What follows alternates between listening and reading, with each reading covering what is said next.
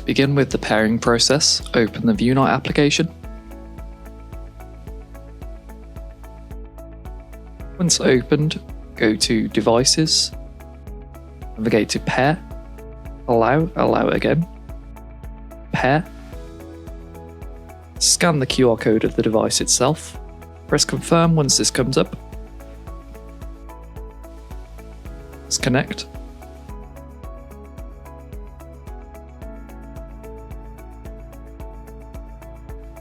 This is where you'll be inputting your Wi-Fi credentials, so Wi-Fi name, Wi-Fi password, and you can also give your Textura a name as well. For this example, I'm using test.